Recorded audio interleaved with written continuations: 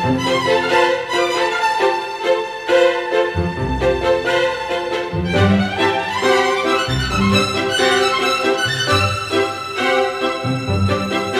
the roll, Madam Clerk.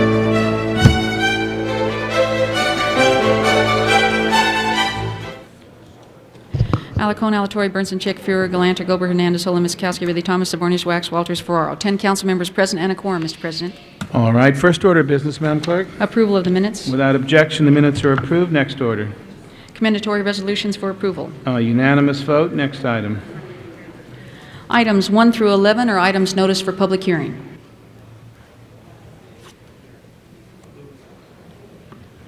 All right.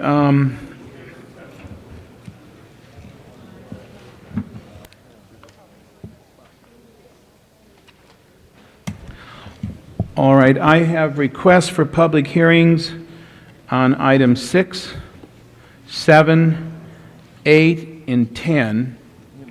Is there anyone else in the audience who wishes to be heard on any of the items 1 through 11 that I did not call? If so, I would ask you to fill out a card.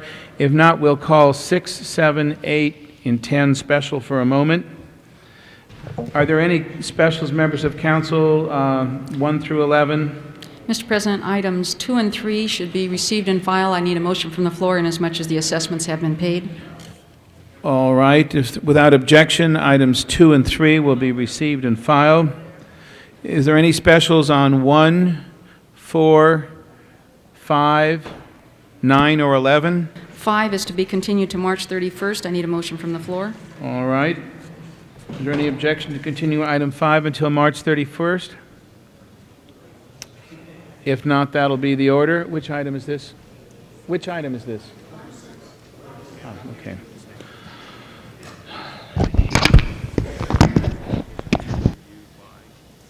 Then open the roll on item 1, item 4, item 9, and item 11. Close the roll. 10 ayes. All right, those are approved. And we'll go to item number 6. Item number 6 is a public hearing. The first person requesting to be heard is Mr. Richard Weiner, or Weiner.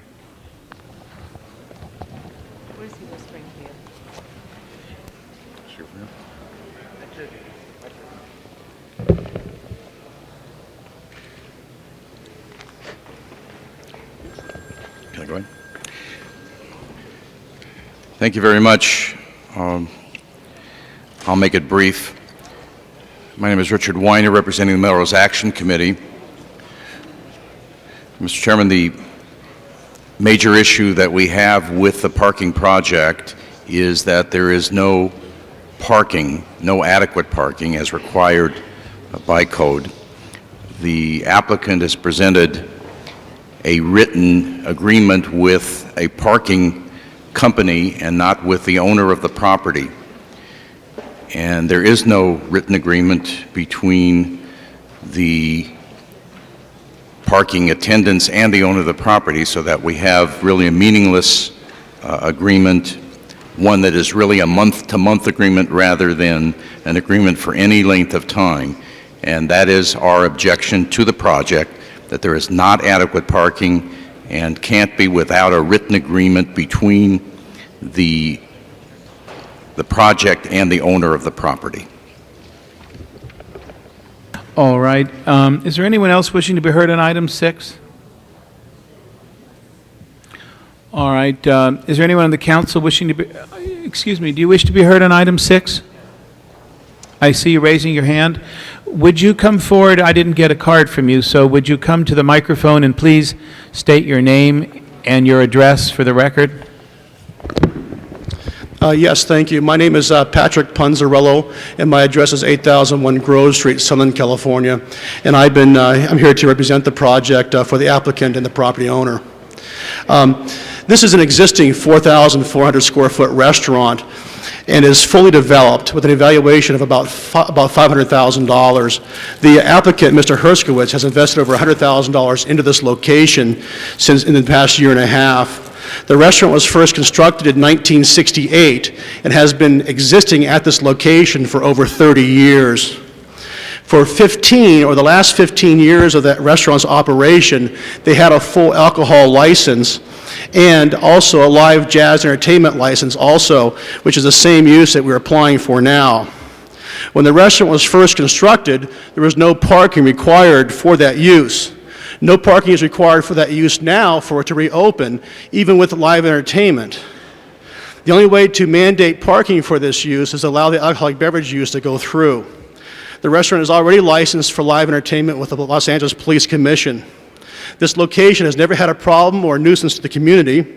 As a matter of fact, most of the community wants to see this restaurant reopen. All the immediate neighbors and property owners in the vicinity have signed off on this use, asking it to be reopened again. Several have even submitted letters to the BZA committee and this committee also asking for the restaurant to reopen, stating that it is important for the community, and also since it was closed, this restaurant became a blight to the neighborhood. At the BZA case, they put over 32 conditions on us and are requiring us to have free valet service with over 130 parking spaces. This is 3 times the parking required for a normal restaurant to reopen. Plus, at the BZA hearing, they gave us this use for a 2-year probationary period with an automatic 6-month review to gauge the impact of the parking and the impact on the community for this use. The restaurant cannot even open until the zoning administrator has decried that the parking is adequate for this use to open with. All we're asking for is an opportunity to operate this restaurant and to prove ourselves to the community. And I think that the BZA case should be sustained and all the findings, and that this restaurant should be allowed to open with the alcoholic beverage license. Thank you. All right. Is there anyone else wishing to speak on this item? Sir, do you want to come forward and state your name and address? And one moment, please. Members of council, item number 8, for the benefit of the people here, is going to be continued for a week at the request of Councilman Ferraro and myself, so the people who are here needn't stay any longer. And item 8 will be back before us 1 week from today, which is the 3rd of March. Go ahead, sir. Would you give your name and address, please? Hi, my name is David Hershkovitz. I'm the owner of JRC Restaurant. My address is 14405 Valley Vista, Sherman Oaks, California, 91423. Now, Mr. Richard Weiner, he stated that the parking is not true and not valid, this is totally a false accusation. I have a lease with the United Parking, who actually leased the parking lot from Mr. Getz, who owns the parking lot, which is adjacent to our restaurant. Sorry. And we also signed a sublease with United Parking, which states that we have 55 exclusive parking from 5 o'clock till 2 o'clock in the morning. Okay, thank you. All right, is there anyone else wishing to be heard? If not, that completes the public hearing. I understand that there are representatives from the police department that wish to be heard on this. If so, would you come to the center desk, please? Your family here, so you just come right up to the center table. Mr. Fuhrer, I believe this is CD5. Okay.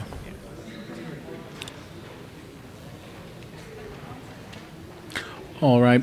For the record, would you identify yourselves to the council and then give us whatever testimony you'd like to give? Yes. Sure, I'm Captain Bill Fierro, Commanding Officer of Hollywood Support Division. I'm Lieutenant Tammy Tatro, the officer in charge of the Hollywood Advice Unit. I would like to briefly address the council from a criminal perspective, and the issues that we have there and we've been dealing with on that RD Melrose Avenue. In the past 2 months, we've had over 80 car-involved crimes.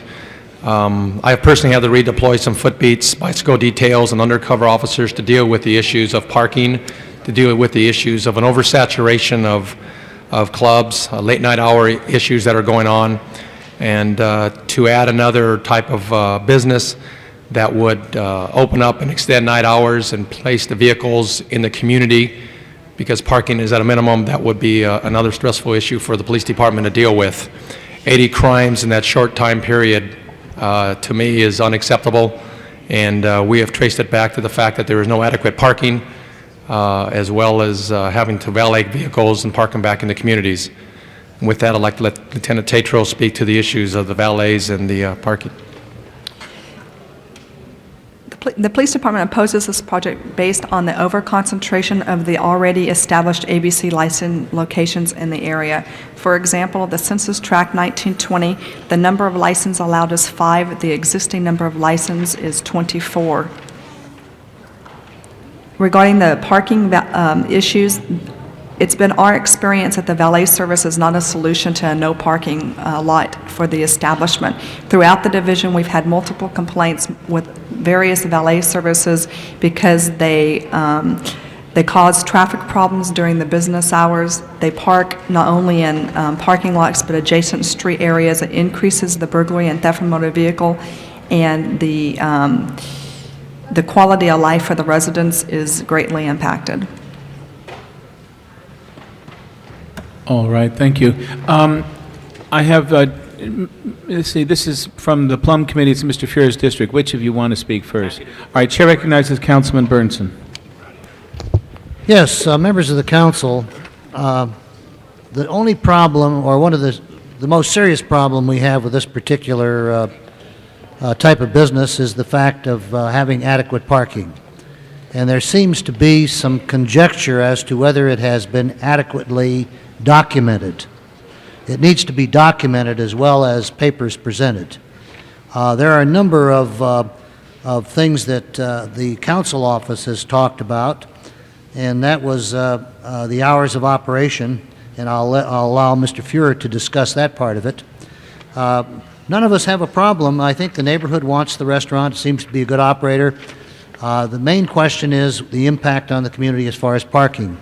And I am going to move that this be continued with the consent of the extension of time by the applicant, because otherwise we'll have to turn it down and then I'll have to start all over again. So it's advisable on everybody's part to continue this and for them to agree to an extension of time where they can actually document the parking spaces that they are providing.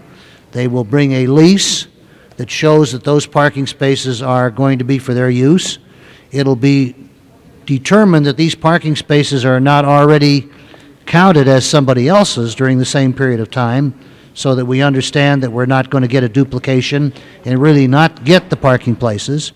And in addition to that, I'll let Mr. Fuhrer, so I'll move the continuation. How long do we need on this? 2 weeks, 30 days? What do we need, Michael?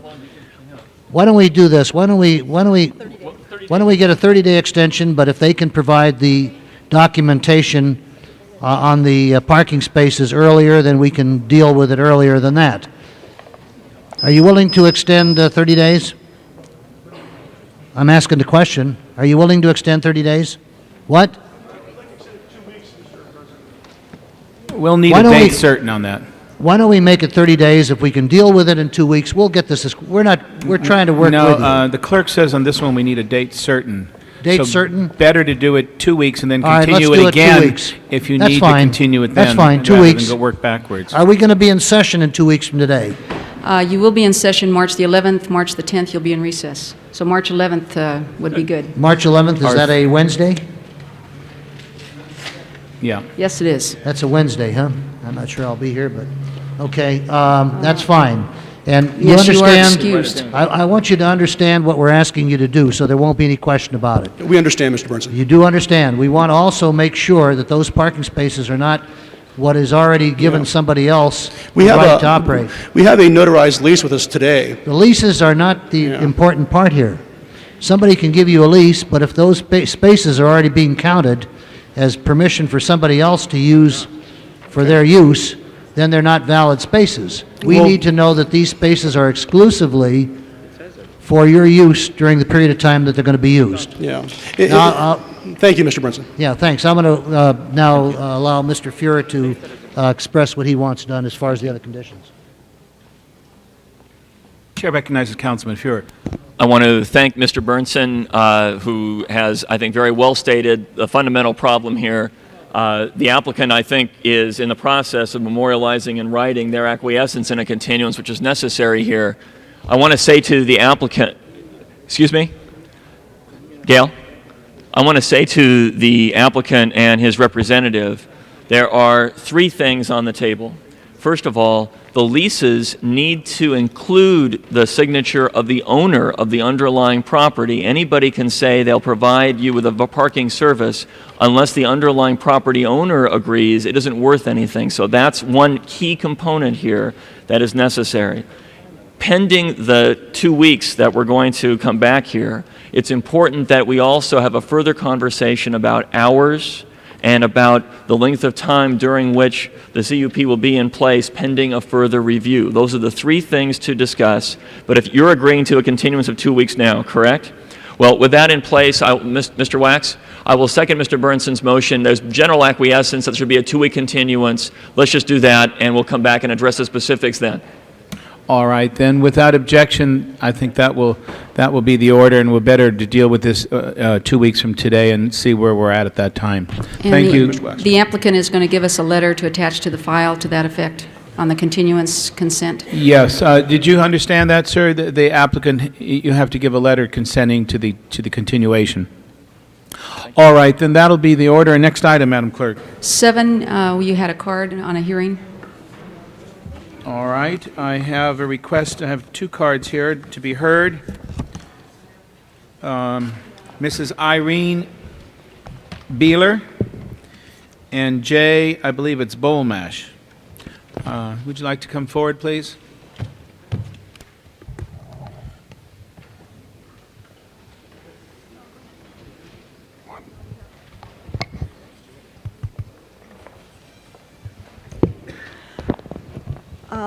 I'm Irene Beeler, 20311 Fulbright Place, Chatsworth, and I'm here to ask the City Council to deny Mr. Moyleff's appeal to continue to ranch ostriches and emus on his property. I represent more than 30 families that live in the neighborhood. For 4.5 years, we've been coming to all your hearings and boards in order to express our opinion that ostriches and emus are inappropriate in residential neighborhoods. The smell from these animals is incredible. I think right now he wants to have baby ostriches, but these are not cute little ducklings. They're large animals, and they're just not compatible with a nice residential neighborhood. So I hope you will deny his appeal.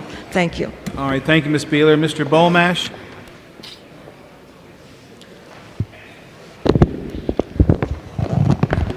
Ladies and gentlemen of the council and Councilman Wax, first of all, this is an A1 property.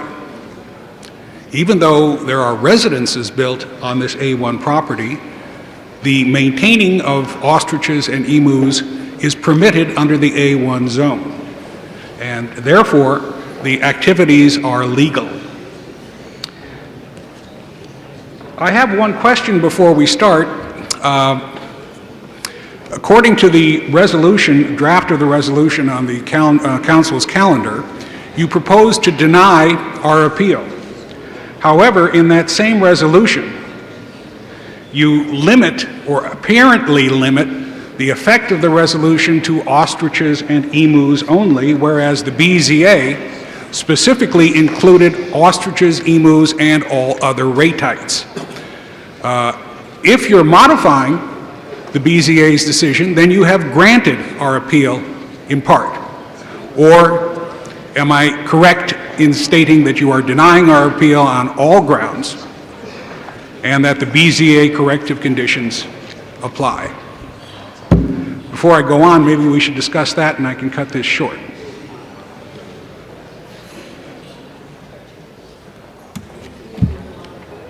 One moment. Okay, Mr. Burns, are we going to complete the public hearing? Then I'll have this, but I'll have the staff respond to that. But Yeah, that question normally needs our to be procedure resolved. is to have the public hearing, and then the staff will respond to the questions you raise. So would you like to raise some additional questions, sir? Or? We have submitted to the BZA and to the Plum Committee declarations and various evidence. I've submitted another declaration to you just today concerning my client's desire to work within the framework of the City Municipal Code.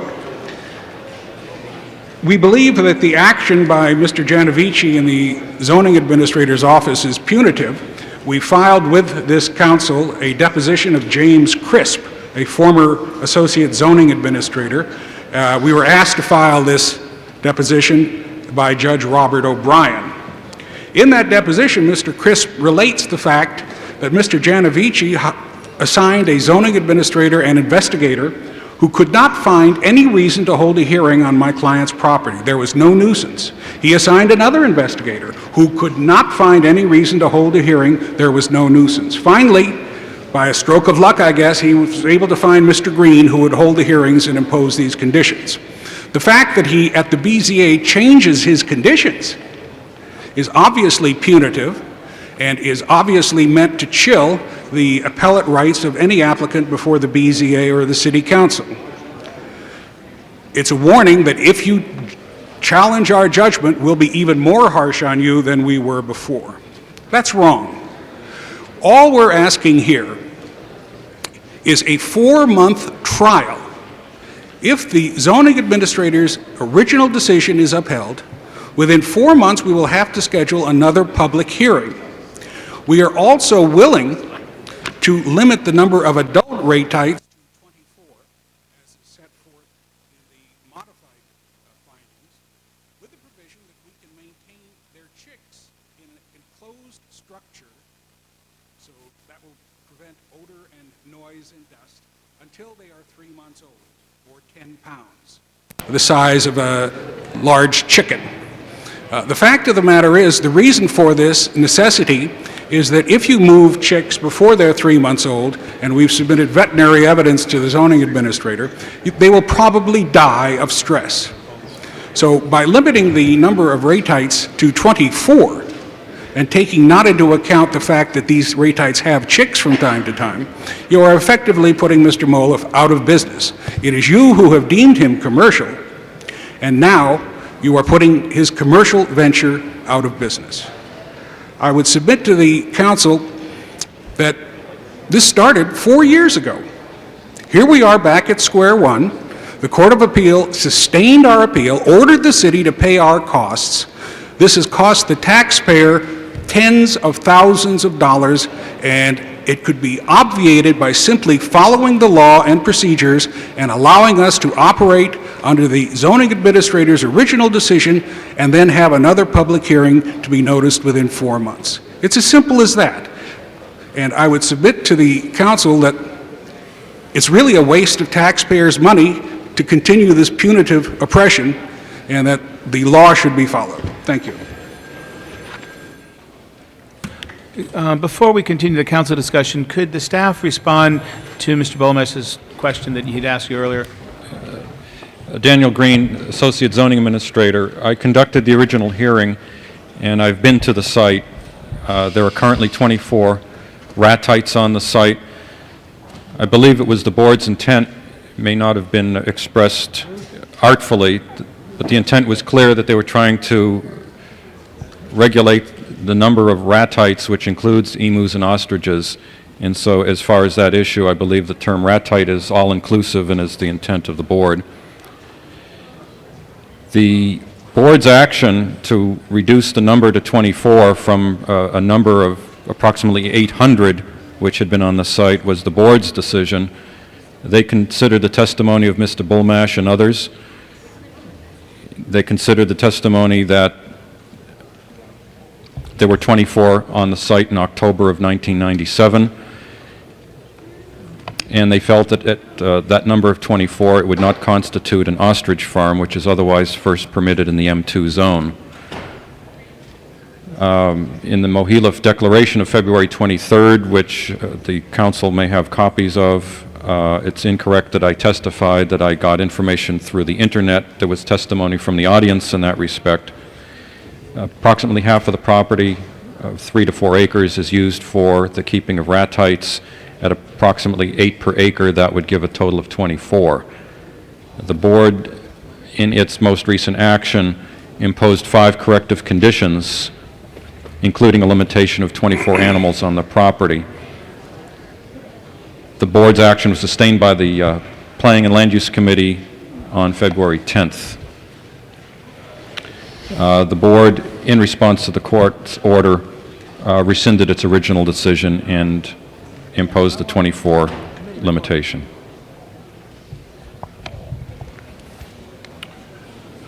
Yes, Michael Kleckner, Deputy City Attorney. With respect to the question Mr. Bulmash put forth dealing with the wording of the agenda, I haven't seen it. However, the appeal here is from the determination of the Board of Zoning Appeals.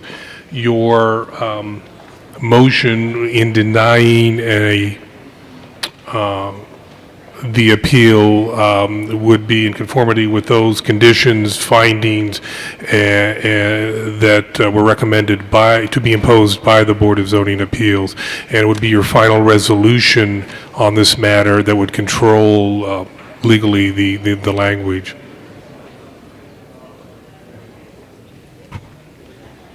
The chair recognizes Councilman Burnson.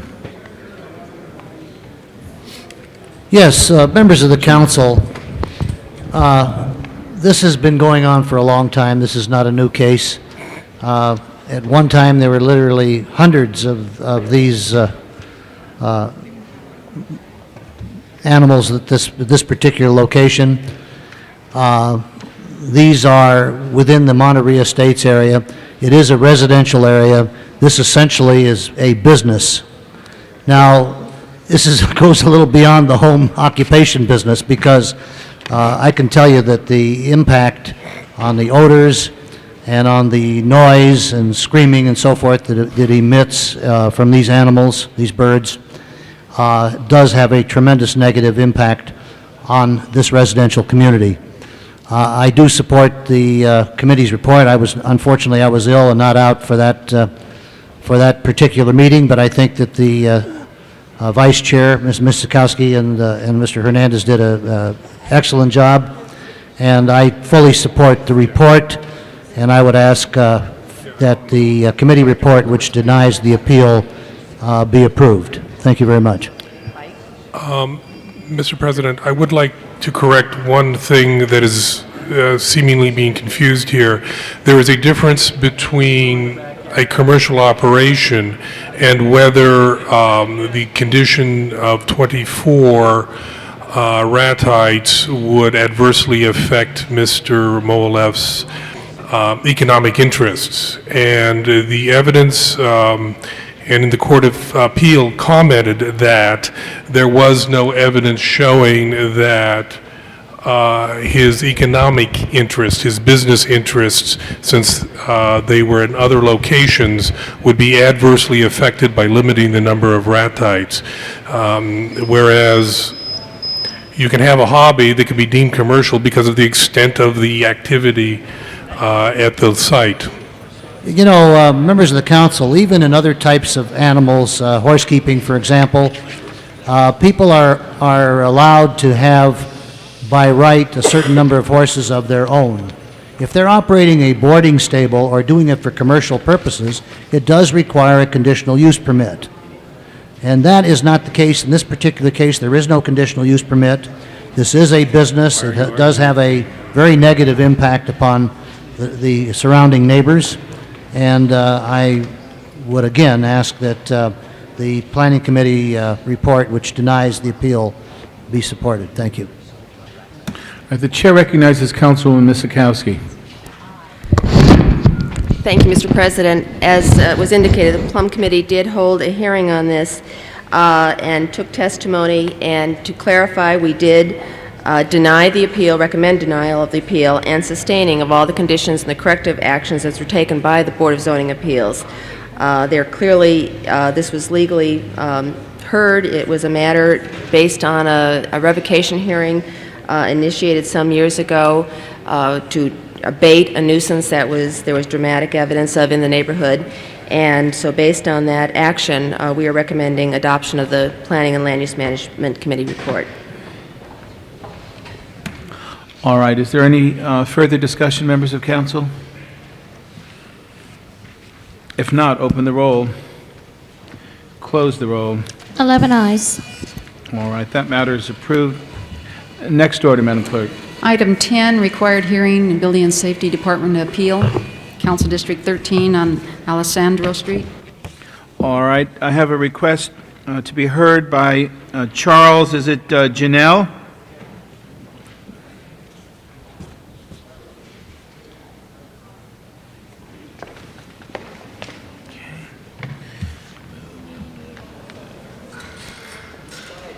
My name is Charles Janelle. My address is 1118 Cahuenga Boulevard, Los Angeles, 90038. I'm here objecting to this assessment because the assessment has been already paid to the city by FEMA. It has been made by money that has been given to the city by FEMA, so the city has no expenses in that assessment. And so, since they have been paid one time, I don't see why I should pay a second time, because an invoice can only be paid twice. This has been paid by FEMA because the city told me that that was the case. So if they have been paid, already reimbursed, then why would I pay a second time a bill that I already paid, and the city has been of no cost in that? So I'm objecting to be assessed and pay a second time these expenses that are already paid by FEMA. That's all I have to say. All right, thank you, Mr. Chinell. Would the staff like to respond? Yes, Mr. President. My name is Angel Calvo. I'm with the LA Department of Building and Safety. We have met with the gentleman, the property owner, on this, and we've tried to explain what the financial arrangements were. The work was paid with funds from a federal block grant through Community Development Department. It was not FEMA money, it was a block grant. As part of the agreement through CDD, the city must make all efforts to try and recover the costs that for the funds that we expended. Failure to do that could result in an audit and having the city have to pay back the money to the federal government. That is why we're requesting the assessment.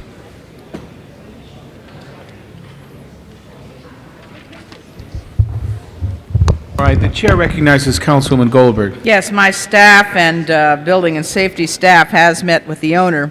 The real problem is that the title company failed to notify this gentleman, isn't that correct, of the assessment? That, from his point of view, that's really what he's upset about, as I recall. Well, I had discussions with the gentleman, and what ended up happening was that he ordered a preliminary title report in January of 1997, and the property closed escrow 6 months later, and he didn't request a second report. But in any case, unfortunately, he did not call for, which many people do, a final look at all of the assessments. I think that is a problem between the owner and his title company. The city should go ahead with its assessment. If it does not reimburse the block grant, then, as has already been mentioned, we have some problems meeting the federal guidelines, and that money is only intended to front the money, not to pay the costs, so that they get done and we don't leave nuisance buildings and nuisance properties up in neighborhoods where they cause problems. So it's a revolving fund, and nothing revolves if there's no assessment. And I'm sorry that this has all happened to the gentleman, that he didn't know about it, but it is a cost of doing business in terms of his property that he's recently acquired. So I will move that we adopt the report as it's written before us today. All right, is there any further discussion? If not, open the roll, close the roll. 11 ayes. That's approved. Next order, Madam Clerk. Items 12 through 21 and 37 are items for which public hearings have been held. 12 through 21 and 37. Members of council, are there any specials on 12 through 21 and 37? 12 through 21 and 37. If not, open the roll. 12 through 21 and 37. Oh. Okay, open the roll, close the roll. 11 ayes. Those are approved. Next order, Madam Clerk. The ordinances on 12 and 37 will go over 1 week. Forthwith on 14, please. Without objection, forthwith on 9, 14, and 18. Also 23. No, we haven't gotten to 23 yet. Good try, Mr. Savornich. 21 and 22 forthwith, Mr. President. Without objection, well, on 21, we haven't done 22 yet. Okay, next order, Madam Clerk. Items 22 through 36 and 38 and 39 are items for which public hearings have not been held. All right, well, then those are all subject to public hearings. We're on, for the people in the audience, on items 22 through 36, as well as 38 and 39. I have requests, cards to be heard on 25, 34, 36, and 38. Is there anyone in the audience wishing to speak on any items other than 25, 34, 36, and 38? If so, I'd ask you to fill out a card and give it to the sergeant. Meanwhile, we'll go back to members of council. Do members of council have any specials, 22 through 36, or 38 and 39? 36, I know, is a special. 36F. Okay. 6C. C and F. All right, then we can open the roll on 22, 23, 24, 26, 27, 28, 29, 30, 31, 32, 33, 35, 39. Close the roll. 11 eyes. Those are approved. Mr. President, Without objection, forthwith, and 39, Ms. Walters? I'd like to ask for a correction in 32. It lists it as CD 14. It is not. It's CD 9. All right, the clerk will... Her staff has already advised us of that, note Mr. that on the President. thing. All right, then we're now at item 25. 25, a public hearing item. I have requests to be heard. Mr. Leonard Shapiro?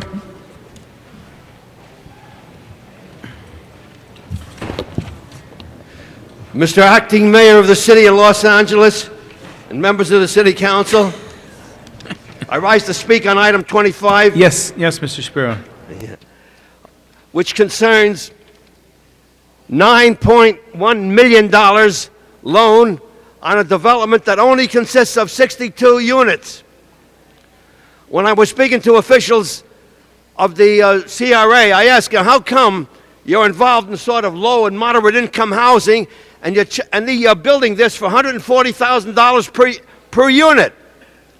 He says, well, they got the loan, they got the loan from the government, and it's being okayed, and we didn't put up too much money, so as far as we're concerned, it's a good deal.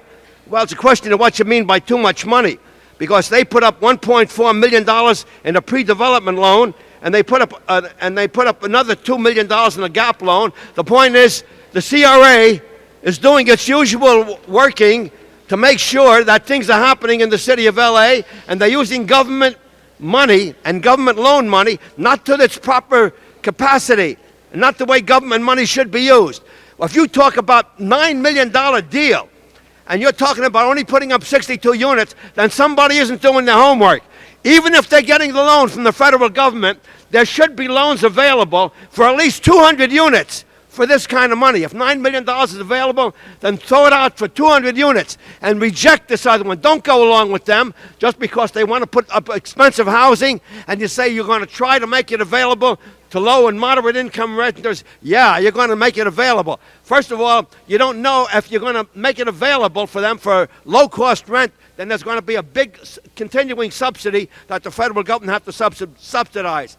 I say, ladies and gentlemen of the City Council, this is not the way to use CRA and federal money, Mr. President.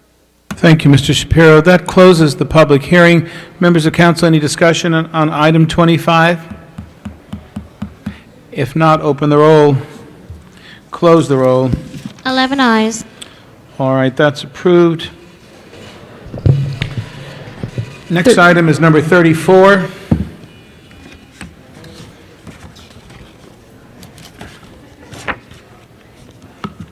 I have two requests to be heard. Mr. Howard Watts and Mr. Leonard Shapiro, item 34. Mr. Watts?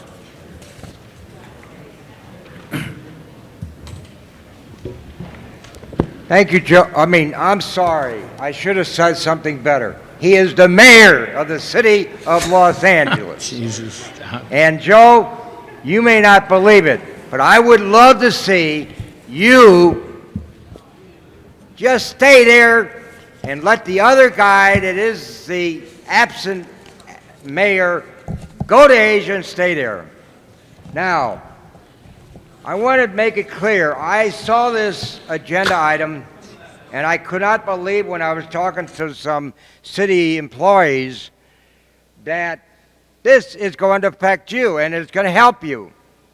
The city is trying to find parking spaces and parking needs for fleet vehicles, employees returning City Hall and City Hall East, visitors, that's the public, and maybe people that are coming in as tourists, and commercial users identifying satisfactory locations at which these parking needs may be met. Let me make a statement.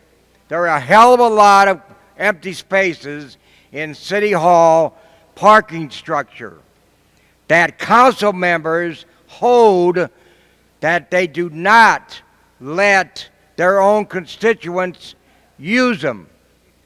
There are a lot of parking spaces there that can be turned over to the people who wish to use those spaces inside the parking structure of this City Hall.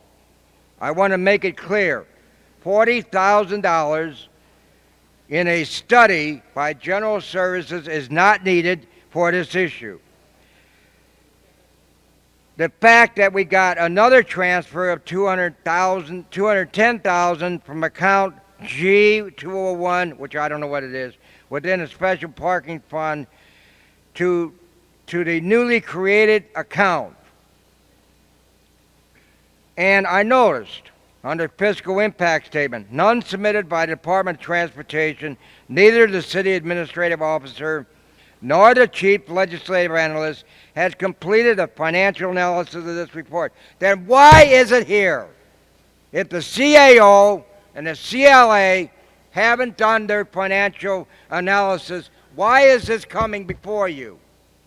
Is it because they are too lazy to come down with a financial report and find out an analysis of that report to find out what can be done? And I want to make it clear, this city is in bankrupt. You have been bankrupt for so many years. When you got debts as big as yours is, I hate to find out why you allowed another debt to occur, and that is the mayor going to Asia. Thank you, Mr. Watts. Mr. Leonard Shapiro. Mr. Mayor and members of the council, I agree with half of what Howard Watts said. I think it's interesting that you have $40,000 that's going to be made available for the study, and they're going to use another $210,000. So a study they're going to do for $250,000. It's still a lot of money when you figure the DOT is a pretty big department. They understand what's happening in here. They put it down here, what's happening. You say they're going to build a new 9-1 facilities that's going to be located on the site of the existing police parking structure.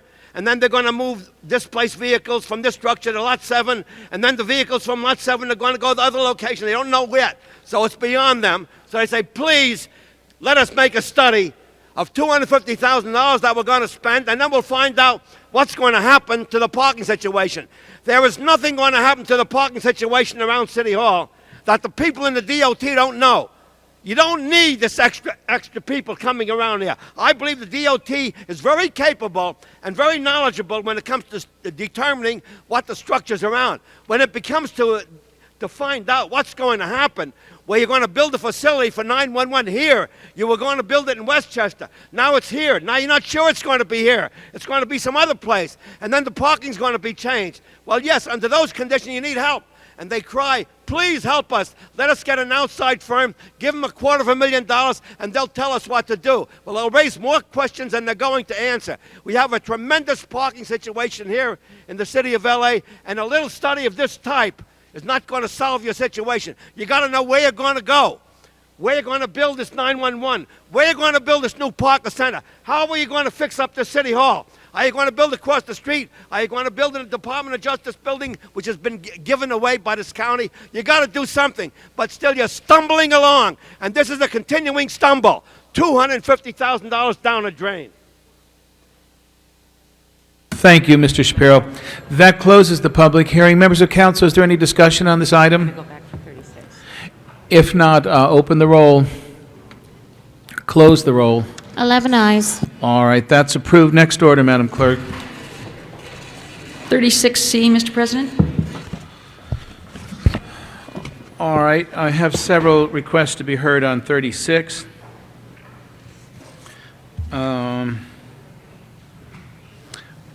36E, 36F. I have a card here from a Mr. Bernbach, but it didn't, do you know, 36, it doesn't indicate which item on 36 you wish to speak about. F? All right. Then we'll get to that in a moment. I believe there's an amended motion on 36C that's being distributed. All right. The specials on 36 are C, E, and F, I believe. That's correct. All right. Then first, open the roll on 36A and B. Close the roll. 11 eyes. All right, those are approved without objection. Forthwith on A. Now, 36C, there should be an amending motion members of council should have, and the chair recognizes Councilwoman Chick and then Councilwoman Misikowski on item 36C. Colleagues, when the Swiftwater Rescue Program was originally set up in the late 80s,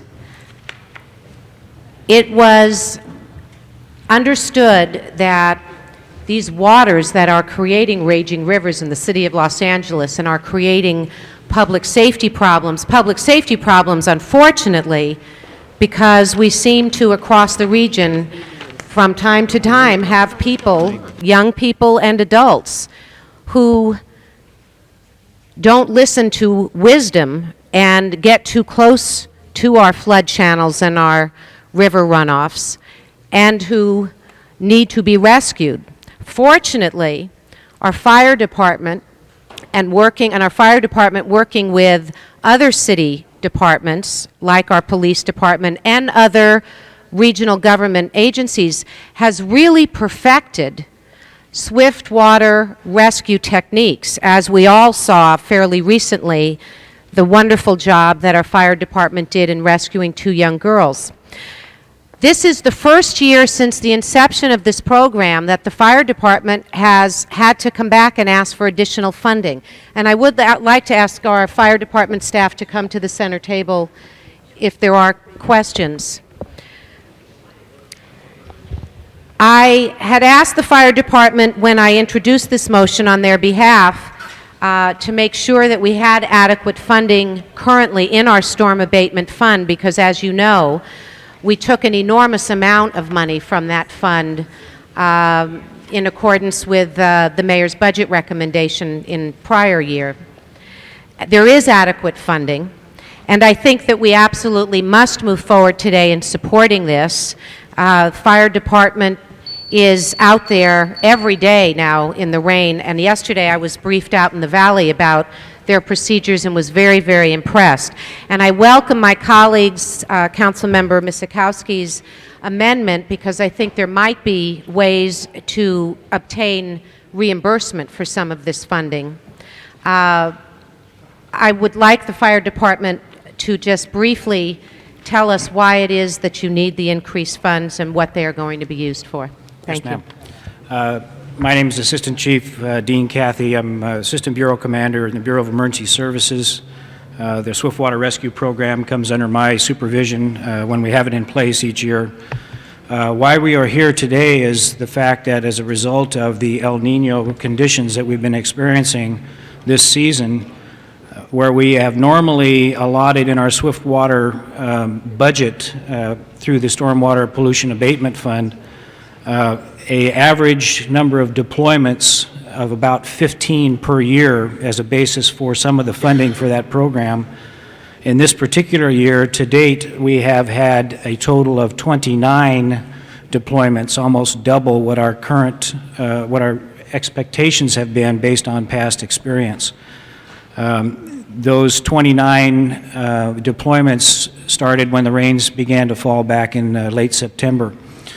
And they're based upon a certain prediction of rainfall. We normally deploy these teams in various areas of the city for 12-hour periods, beginning in the morning and concluding in the evening.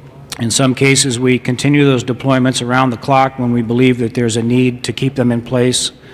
Those 29 deployments in this current period have resulted in 7 successful rescues of people who have found their way into the channels in the Los Angeles area. In the history of this program, we have been funded under the Stormwater Pollution Abatement Fund with the approval of the City Council, and that started back in 1992 as a result of a very tragic incident that occurred out in the San Fernando Valley. Every year since that time, we have received funding adequate to manage the program, and in fact, in every year except this year, have reverted funds back to the Stormwater Pollution Abatement Fund. We're in excess of what we needed to fund our program.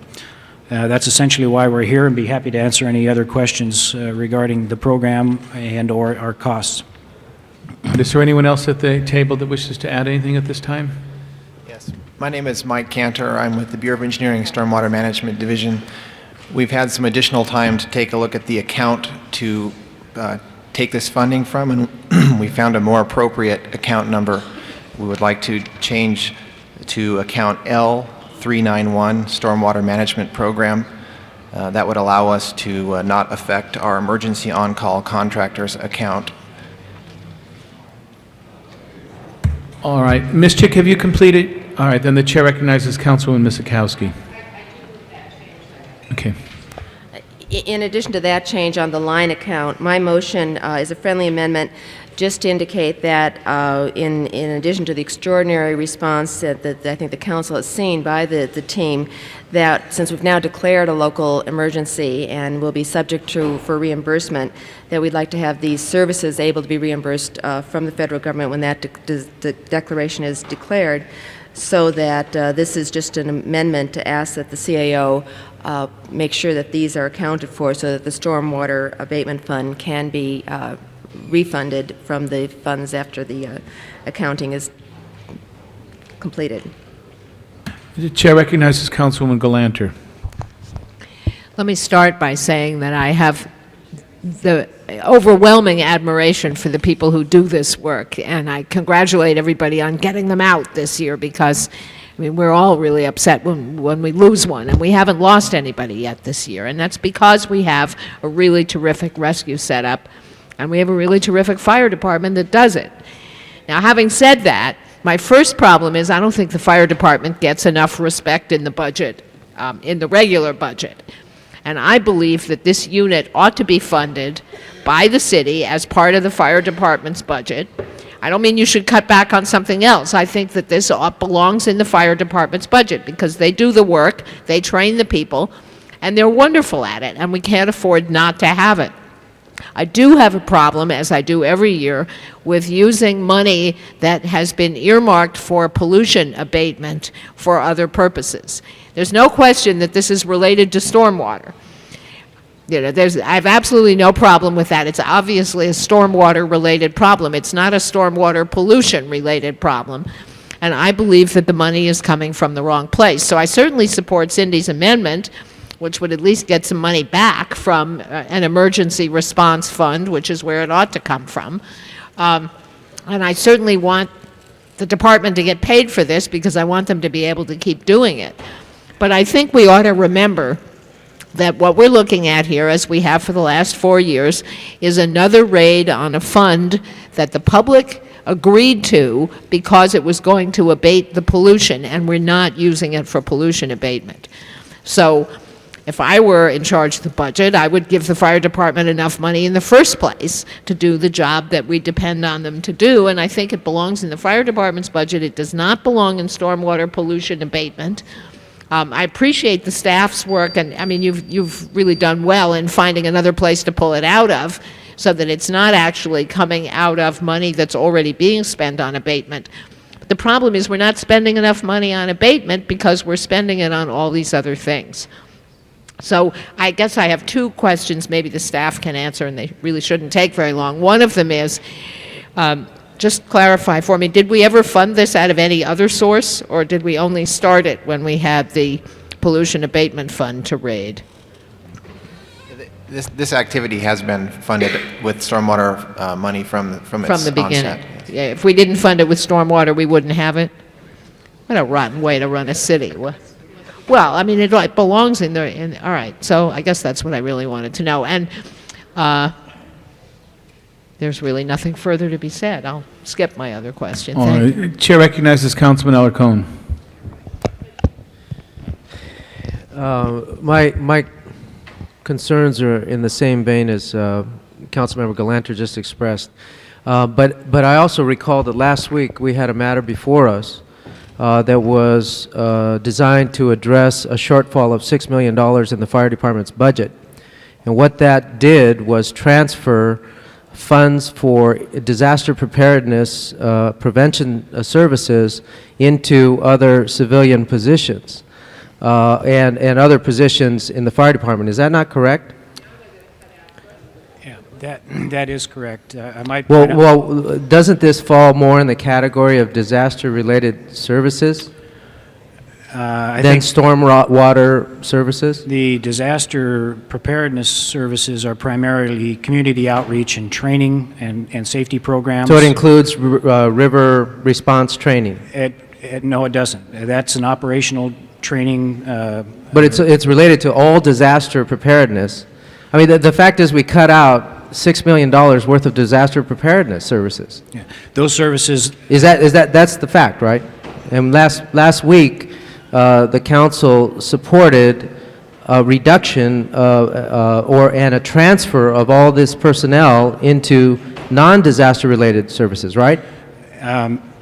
Well, probably the easiest way to describe it is the functions of disaster preparedness that we're talking about are public training but I'm not functions. asking that. I'm just asking about that we actually took disaster preparedness services and we moved it into other categories. So we have no disaster preparedness service program anymore. We have a very minimum capability between now and the end of the year, So, yes. so colleagues, I think we need to be very careful on this one. It's not about stormwater. It's about why are we reducing by $6 million our budget for disaster preparedness, moving those personnel into non-disaster related services, and then coming back the next Because the mayor week. told them to cut their budget. And the next week, coming back, asking for money out of our stormwater fund that is designed to be anti-pollution. And, I mean, the more correct procedure, I believe, would have been to come and ask for more money to finish out our disaster preparedness budget, our program, because we're in the midst of a disaster. This El Nino, driving around yesterday, if anybody had any doubt that this is a disaster, they were not driving yesterday. And so I think the appropriate thing to do is get the money back into our disaster preparedness program, recognizing that detail by detail, it's not the exact kind of money, but that seems to be the more appropriate way to go. I think we need to have our disaster preparedness training services back online. I'm concerned that they may not be fully funded in next year's budget, and I want to know where the money went in the first place. Why did we not have enough money to cover the year? All right, does anyone wish to make any comments that you can or cannot at your desire, discretion? Okay, any further discussion, members of council? Well, we just spent $400,000 sending a whole lot of people overseas. Which I believe only Ms. Walters voted against. The chair recognizes Councilman Burnson. Nobody told me this was coming. Okay. Members of the council, am I recognized, Mr. Wax? I don't know what the management problems are, if there are any with the department. I just know they do a terrific job. I know they're there when we need them and count on them. I know that they've done yeoman duty during the problems we've had with El Nino and the special rescue things.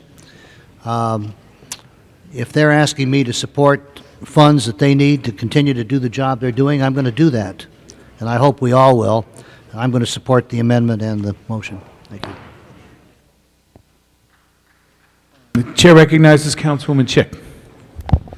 Yes, well, I'm pleased we're going to go forward with this, which is an immediate emergency need. In regards to all of the budget issues that have been raised, I agree with my colleague Ruth Galanter that we should take a look at giving more adequate resources to the fire department, and that we need to engage in that productive and difficult task for the upcoming budget.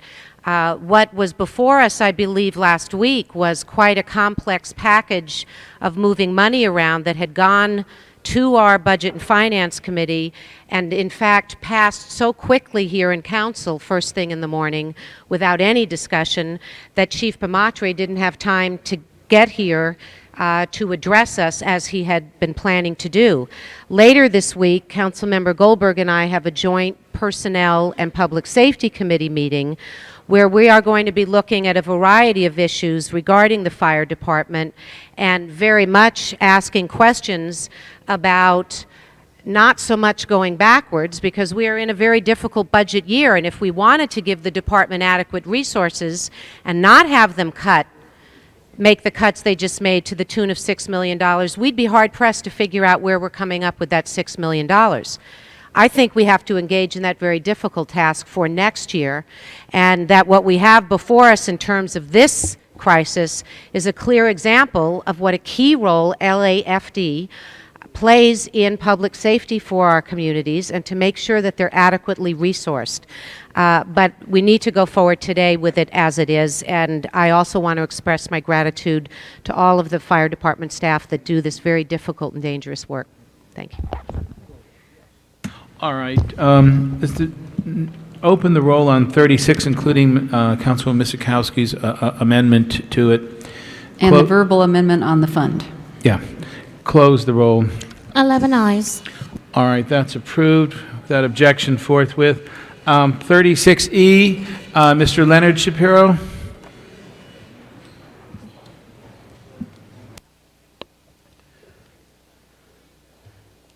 Mr. President, members of the City Council, first of all, Mr. Wax, I'd like to excuse myself for raising my voice before. You know, I got used to the fact that you're Ferraro, and he's not here anymore.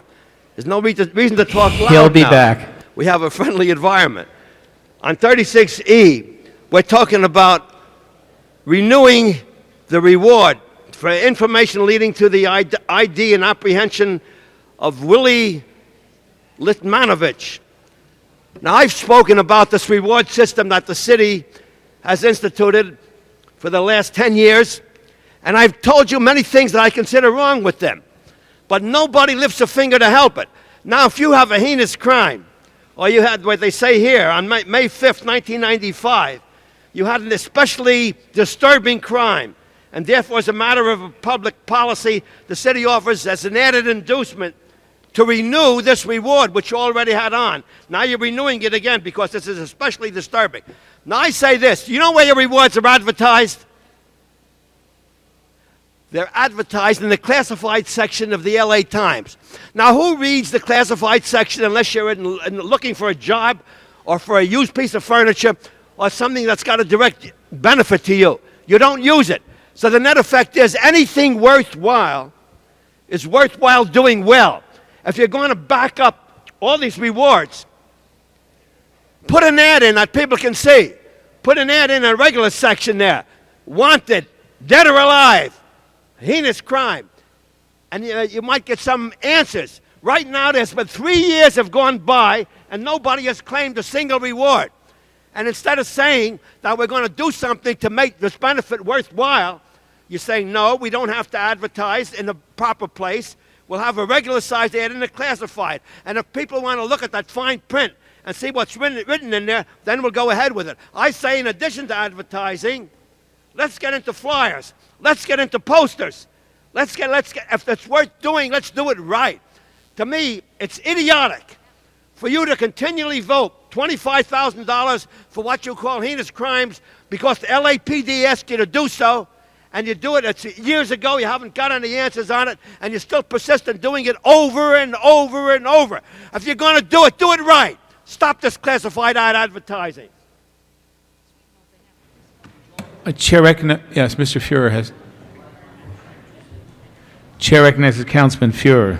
Thank you, Mr. President. I just want to point out for our viewers that at least this arises from a crime that was committed in my council district before I took office, and we were indeed requested by the police department to renew it. These rewards are frequently effective.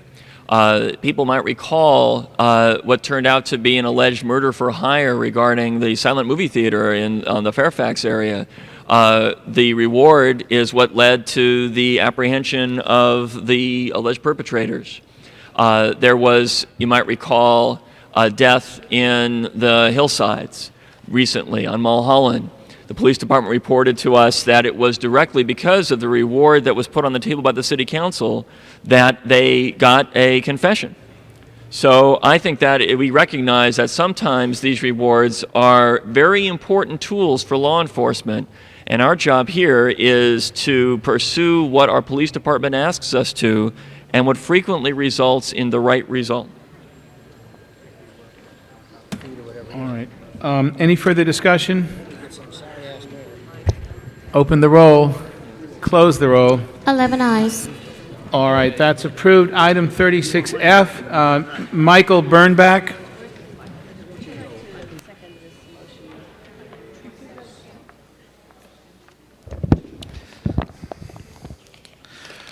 Good morning, Mr. President, council members. Michael Bernbach. I'm here representing myself. I'm a resident and businessman. Greed, corporate bribery, lawyers, lobbyists, commissioners, and shams.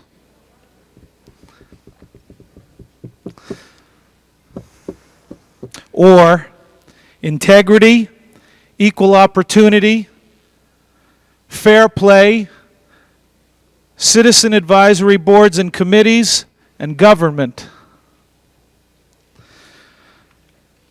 Apparently, the Department of Recreation and Parks is for sale.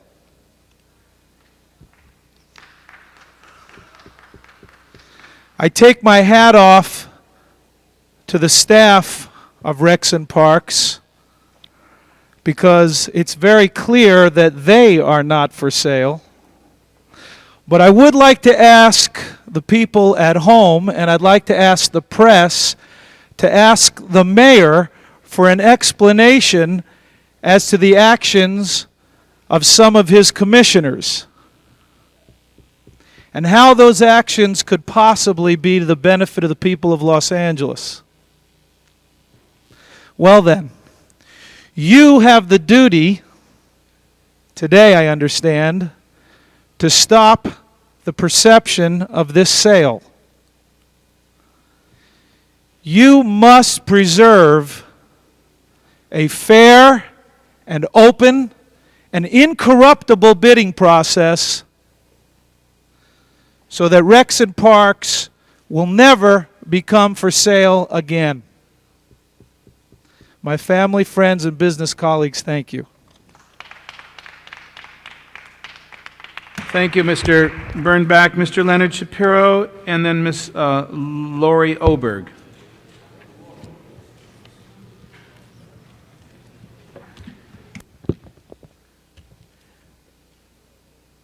Mr. President and council members, we're talking about the shenanigans that are happening out in the Balboa Encino golf course. At the last meeting, I happened to speak to one of the staff members of the Golf Advisory Committee, or no, actually the Brecken Parks, who was making the determination. Mr. Hal Sullivan is his name, making the determination as to who's going to get what contract. And he said, I'm getting sick and tired. And I said, can I quote you? He said, certainly. He said, I'm getting sick and tired of making these recommendations and then getting them overridden. Now, why is Pete Soboroff going right in there and overriding every recommendation that they made, like he did in this case? He picked out a little insignificant item that we did on this interim basis. We didn't guarantee any minimum rent. Instead of doing it, he threw it all out, let's come back in again. And now you're being asked to Prop 5 the thing, because this is not the way for any committee or any commission or department to operate when they're under your jurisdiction and you can have the right to assert yourself. And I think you have the right to assert yourself on Prop 5 here, because they're not operating properly. This is the second time it's been done, and the second time this contract has been thrown out, and you're asked to do something about it. Why is it so difficult for anybody to come in, bid on a contract, and the low bidder gets it? And yet, when American Golf bid, and they were rated 4th by the Brecken Parks Department commissioners, not commissioners, the employees, who know how to study this thing and set up their own rules, and they rated American Golf 4th. Not 1st, not 2nd, not 3rd, but 4th. And all of a sudden, Pete Soboroff says, they got it, because I don't like this little shenanigan again. And now the same thing is being done here. They couldn't get the contract again, so throw it out. Now, I also hear that American Golf understands situation better than you do. They withdrew their application for the interim golf thing and hope that you won't assert your jurisdiction. I think you should assert jurisdiction of the City Council over this matter, because this commission, under the leadership of Peter Soboroff, who hopes to become the mayor in a little while, under his leadership, we're being subject to these kind of disgusting escapades. I don't like it at all. I don't think any member of the council should like that, Mr. President. Ms. Lori Oberg.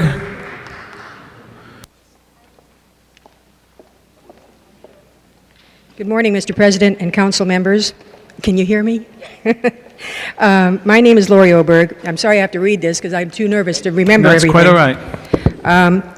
First, I wish to thank all of the members of the council who have made it their business to keep an eye on this process.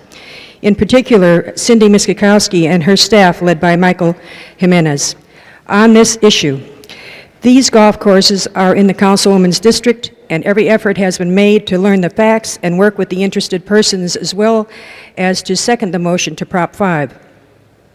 In addition, I want to thank Rita Walters, because at every opportunity she's spoken up, she's challenged and questioned, when all else has failed, brought forward this Prop 5. Thank you and your staff, Rodney Collins. In addition, I want to thank the department, the general manager, Jackie Tatum, and her staff, who just keep on doing their job through it all. I was involved as a non-voting member in the original interview committee for this golf concession, for all the golf concessions at that time. That was 2 years ago, and 2 of those bids, Rancho and Encino Balboa, are in the process of going back out to bid for the 10-year contract again. It is hard to believe that we are no better off at some courses than we were 2 years ago. Capital improvements are still not made, higher percentages to the city are still not in place, so these delays cost the city enormously, as well as the golfing public, who are forced to put up with inferior conditions until these contracts are awarded. I urge you to take jurisdiction over this matter, and once that is done, I would hope you will approve Report number 91-98 and award the interim contract to Family Golf. As of this morning, I understand American Golf has withdrawn on this interim bid, which, without your help, may have been the only way, in my opinion, that Family Golf would have been awarded a contract by the Brecken Parks Commission. Thank you.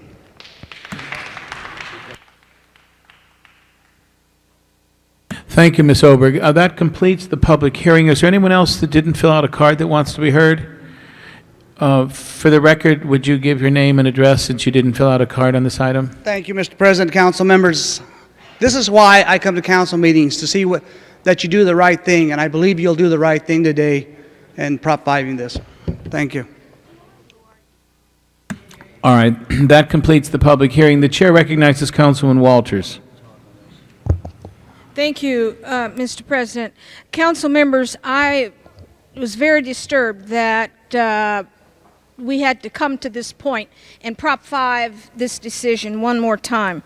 The motion here before us today, the bottom line says that I move upon assertion of jurisdiction, and we have done that, as the council approver, we're doing that, approve Report 9198 and instruct the staff to issue a 30-day revocable permit to Family Golf Centers Incorporated beginning March 8th.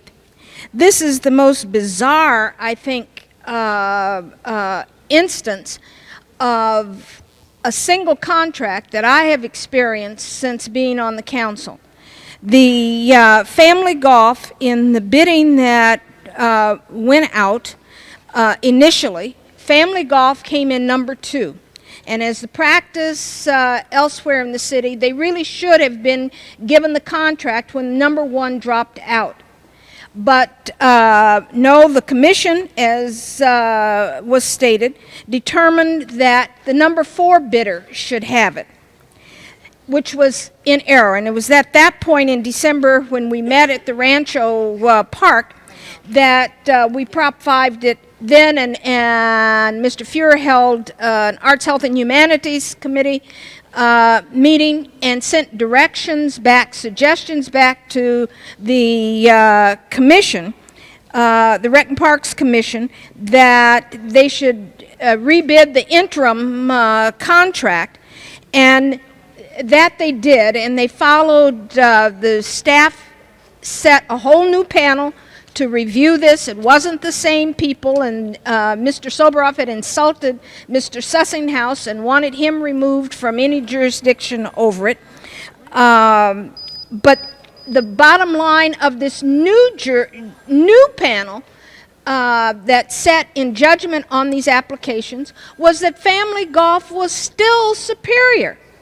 American Golf didn't come close. And now, when the commission decides to open that bid, well, the staff opened it, recommended Family Golf, and then the commission wanted, on some technicality that was not even relevant, to give the contract to American Golf. I'm glad that American Golf has recused itself, and I urge you to vote to take jurisdiction and to give this contract to Family Golf.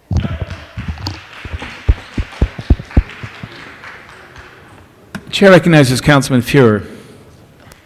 Thank you, Mr. President.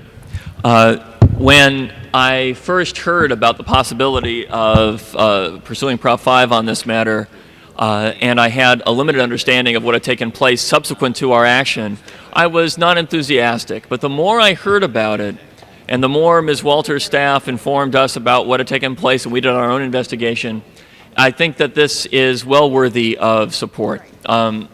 Ms. Walters' bottom line is that we have to, at some point, have a straightforward, clear process where we focus on that which is relevant, dismiss that which is irrelevant, and move forward already. And she's right. In this matter, I hope we have unanimous support for Ms. Walters' motion, and finally get this golf contract business straight, because it's a very important issue to a number of our constituents who want to pursue golf as a recreational activity. It's very lucrative, so it contains the potential for all kinds of things to take place. We have to get it right and be done with it and provide some certainty to the operators, but most importantly, certainty to the constituents all of us serve. I urge unanimous approval for Ms. Walters' motion.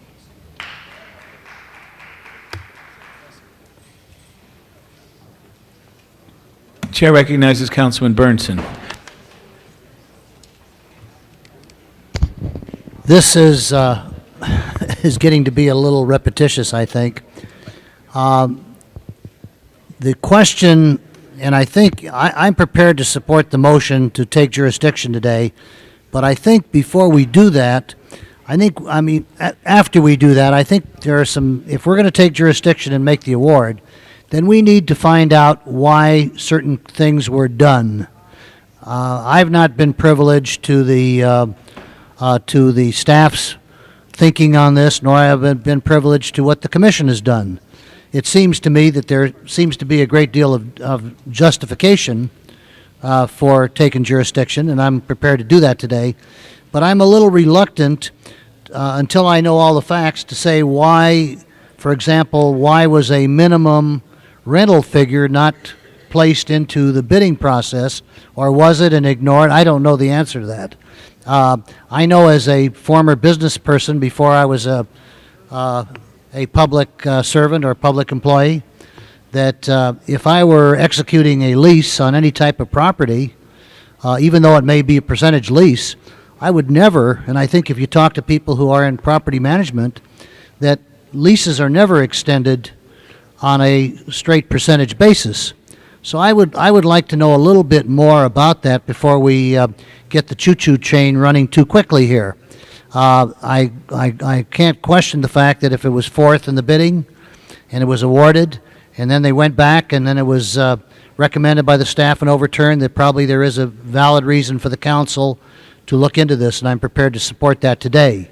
However, I will not support taking an action today other than that until we get some answers. I personally would like to know what the staff were thinking about when they recommended Family Golf for the first position.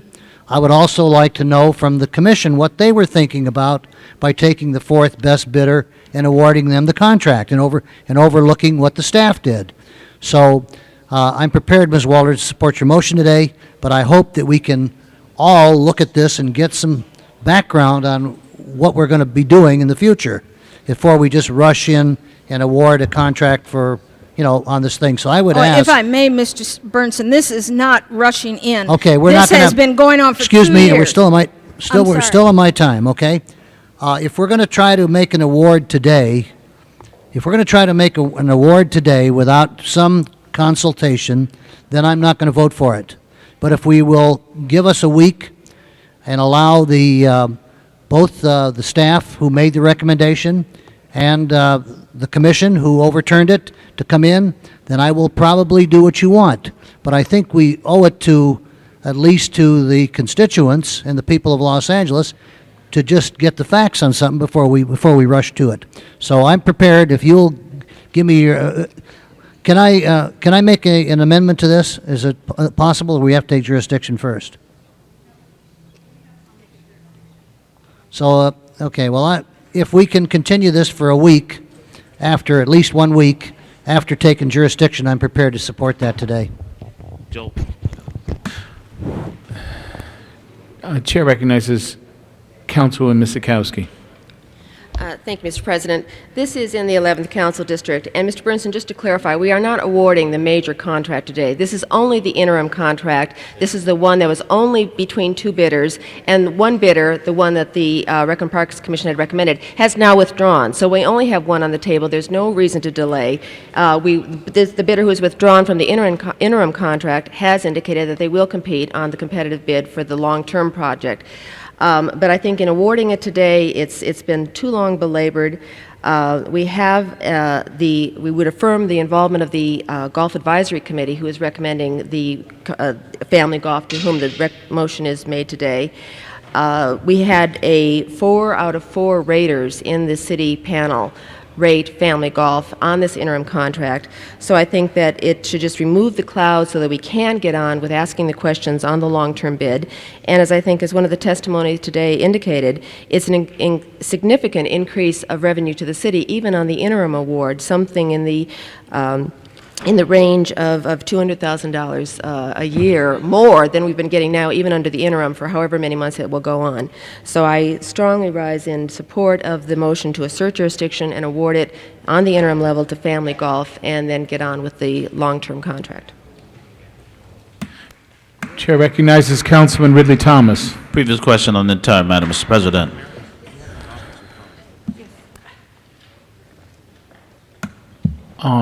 Open the roll on the previous question. Close the roll. 11 ayes. All right, the previous question is approved. The first item is whether or not to assert jurisdiction. Open the roll on F1 on whether or not to assert jurisdiction. Close the roll. 11 eyes. That's to assert, all right, now that's before us. Now, F2 is to approve the staff report to issue a 30-day revocable permit to Family Golf. And Councilman Burnson moved to continue the I remainder to a I think it is relevant that I do have a letter here from the General Counsel of American Golf saying that we believe it's in the best interest of all parties concerned to withdraw from the bidding on the interim permit at Encino Balboa. Okay, well, that makes it pretty unanimous, doesn't it? I'll remove, I'm not going to make the amendment. This was sent to Council President Ferraro's office, and they have made that available to me at this time. All right, open the roll on F2. Close the roll. 11 eyes. That's approved. Without objection, forthwith. Next order, Madam Clerk. 38 was called special, Mr. President. A card was submitted. All right, thank you. 38. Mr. Howard Watts on item 38.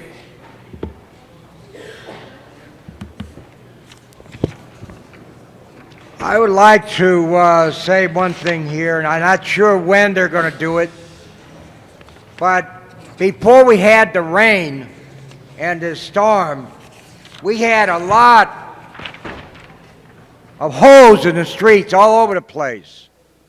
Now I'm finding even deeper holes. I'm going to give you an example. On Broadway, all up and down Broadway, there were many, many potholes there in the first place, and nothing was ever done. Now, with the rain, those potholes are getting bigger and bigger and bigger. And as we ride the bus, those holes are where the wheels get into, and we get a big bounce. And I want to know when this city is going to do something, not only because of the weather problem that we've been having, but when are we going to have something done about these darn potholes on all of part of Broadway, from 9th through all the way up to Cesar Chavez's street or boulevard. It is important that these potholes get covered up. And I can't believe that this city is not willing to do something about that damn Broadway, which is a messy, messy street up and down that street. I also want to say, anybody who has been hurt by this storms that we've been having, I think the city should pay their damage, because it's a city problem, not the storm problem, that has caused these mountains and hilltops to sink, and the homes are crashing down to the bottom. It's about time that the city takes responsibility for all of those homes that are crashing down. Because if it wasn't for the city, they would have made sure that these homes were put on concrete or steel when they're built up there around that very loose dirt. And it is obvious that the city has to do something and take control of this activity. I'm glad I'm in an area that the only flooding we have is in our apartment building, but not in our apartments itself. But I want to say that this rain is horrible, and I hope we get 5 days of drying out, because I can't take any more of it. Thank you, Mr. Watt. That closes the public hearing. Any discussion? Open the roll. Close the roll. 10 eyes. It's approved. Next order, Madam Clerk. Without objection, forthwith. This is a time for comments from the public on non-agenda items. All right, comments on non-agenda items. I have several requests here to be heard. Mr. Richard Robinson, Mr. Leonard Shapiro, and Mr. Howard Watts.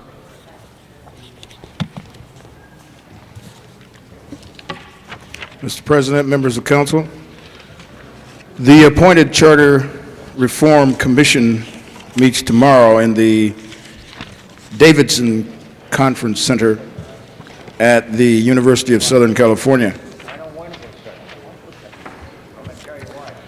Anyone needing information should call the executive director at 213-367-5234. That's 213-367-5234. Thank you. Thank you, Mr. Robinson. Mr. Leonard Shapiro?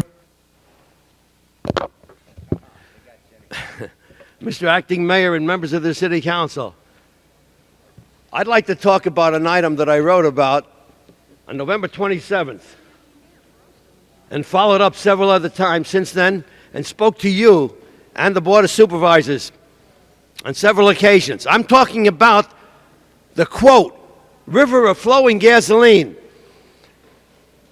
that's underneath the intersection of Adams and Fairfax in the city limits of Los Angeles. Pool of flowing gasoline that when they found it, they didn't know what to do with it, so they covered it up. They didn't drain it out. They didn't take away the contaminated ground. They just covered it up. They said it could be coming from anywhere from 5 or 6 sources, and they covered it up. Well, I contacted somebody who's very active on the California Regional Water Quality Control Board, and I got this letter back. My inside person tracked down your complaint and found that there's no one inside the water board who is interested in pursuing this unless there's pressure exerted. I recommend that you apply pressure. If we want to clean up a condition that in one day is going to cause a catastrophe at Fairfax and Adams, it's really going to blow. They admitted in their letters that it's going to blow up, be a terrific explosion. It's going to contaminate the groundwater that we have under here. Contact the Jim Ross from the site cleanup unit or the groundwater cleanup section, Hank Jakob, 213-266-7522, or the executive officer, Dennis A. Dickerson. If we want to live with the source of contamination, a pool of flowing gasoline, both in the ground and in our groundwater, will do nothing because they got it on the list, and they're going to do it. They're going to do something about this in the next 100 years. But if you want something done soon, within 1 to 5 years, then these people must be contacted. The City Council can pass a resolution and turn it over to the California Regional Water Quality Control Board. We don't have to have situations like this to continue to exist in the city of LA when people and organizations are supposed to, by law, clean them up. When you know you got contaminated pool of flowing gasoline in the water table, somebody can't just walk away and say there's nothing we can do. I'm telling you one more time, do something. Pass a resolution. Have your employees contact the California Water Board and do something about it. We shouldn't live with this kind of hovering catastrophe waiting over our heads, Mr. President. Thank you, Mr. Howard Watts. Mr. Mayor. That sounds good, you know that, Joel? Would you do me a favor up there? You got a telephone up there that John Ferraro always... Stick to the subject, please. I am. The telephone up there should be taken out so that John Ferraro can't be doing any more talking on it when he comes back. I also want to make it clear, and I'm not too sure where LACES is stationed in what council district. It's a school in the LA Unified that the LA Unified was asked to get a gymnasium or a gymnasium or a auditorium or something like that over there. He's not the Wait a mayor. minute. John Wait a minute. Ferraro is still in town. He is not in town. He is in town. He is not. You mean he didn't go to... That he's in town. Well, wait until I get done, will you please? Come on, you guys can't fight among yourselves here. Boy, you know, some people are too much. I'm sorry. Yeah, now you're all sorry. I'm glad John Ferraro's not up there. I also want to say to the new congressman in the Jane Harmon district, if he makes it, that is, why do you have a CAC in your area of San Pedro instead of a PAC, a Project Area Committee. I have item number 66 that says that you're going to have the 15th district to determine area problems, identify potential solutions. Well, why did you do it with the PAC? Let the PAC get elected. You have nothing to do with it. Let them advise you instead of these so-called appointed advisory committees. The other issue I want to state very succinctly, the unions around here do not have to face me in front of PERB, Public Employment Relations Board. I want you to know that the unions under the LA Unified and LA Community College are violating public notice on initial proposals. We have the opportunity to go after the unions when they're supposed to present their so-called negotiable items in the public. And I would love to see somebody do something in the legislature that says we can do that very same thing here on all negotiable items. That way, the public will have a chance to say to the unions in this city, hey, we want to know what the hell you're going to negotiate about. We want to make sure that you're negotiating something that we want, not necessarily that you want all the time. And I want to say that all of the $20 million that the taxpayers are paying extra for taxpayers' sewer service fees because of a franchise fee that was attached to sewer service charges, supposedly in an effort to help balance city budget shortfalls. According to this, is a Hal Bernson motion to try to stop this activity in the near future at the Budget and Finance Committee. And thank you. All right, thank you. Very, very quickly, because you had one chance I'd already. just like to say I'm sorry I called you Mr. Acting Mayor because Mr. Ferraro is in town due to sickness in the family. He didn't go, and he's still back here. He'll come back when he has a chance. Thank you. That stands corrected. That closes the public hearing. Madam Clerk, we still have a closed session item? You have item 40, yes, closed session. Staff is in the chamber waiting for you to All recess. right. Could the sergeants prepare the room for executive session on item number 40 involving litigation of Kay Harder versus the City of Los Angeles?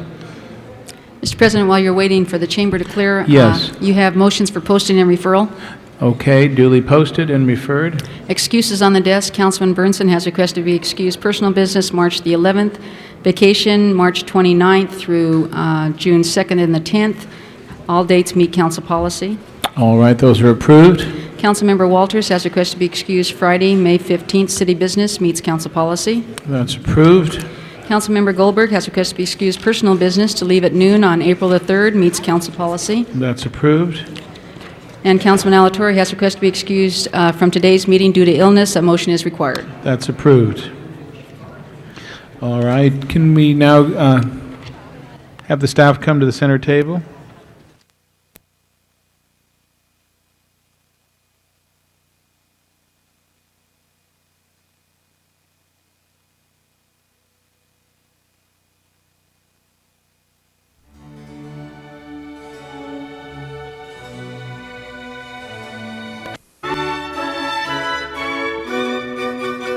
All right, can we go back to open session? Have we opened the council chambers? All right, we're back in open session. Are there any other items before us, Madam Clerk? The desk is clear, Mr. President. All right, would the audience and the council please rise for adjourning motions? Mr. Alarcon? Council members, I have two adjourning motions that I'd request. First of all, a very good friend of mine, and I'd like to ask Councilmember Bernson to join me on this one. Elsie Walter is 77 years old when she passed just Sunday. Elsie is the mother of my sister-in-law, Patty Reyes, and was very involved in the elementary school that I attended, Holy Rosary, having raised her 6 kids, and I think all 6 of them went to Holy Rosary at one point or another. And then it just so happens that her daughter married my brother-in-law. In any case, she leaves her 6 children, Martha Weiss, Eddie Weiss, Marie and Joe Creamer, George Walter, and Joe Walter, and Bob and Patty Reyes. Also, and of course, she leaves her husband, Joe, who was also very involved at Holy Rosary.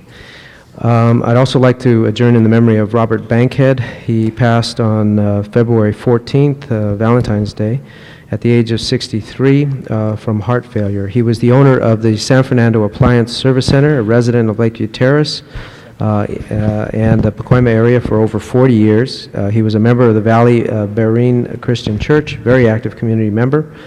He leaves his wife Annie Pearl, 2 sons, 6 daughters, 12 grandchildren, 1 great-granddaughter.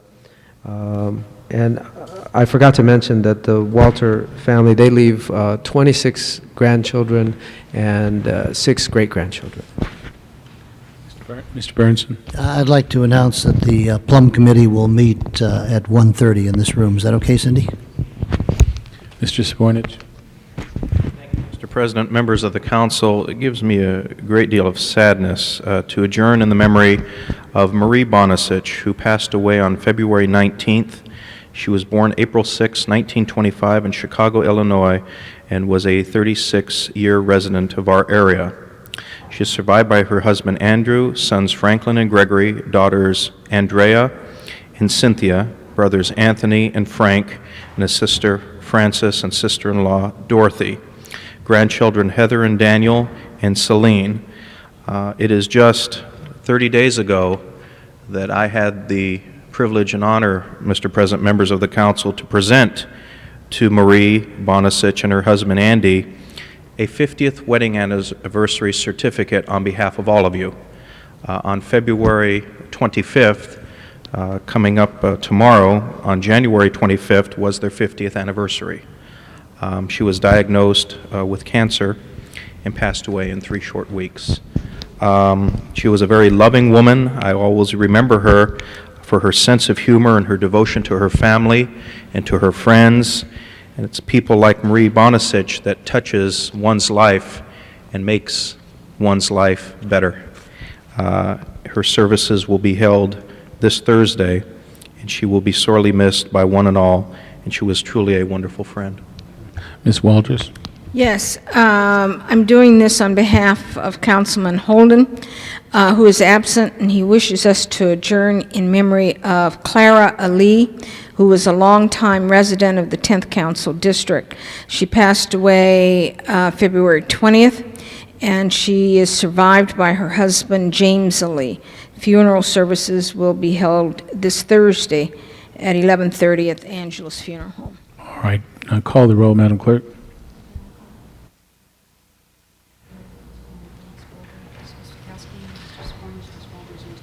Council's adjourned.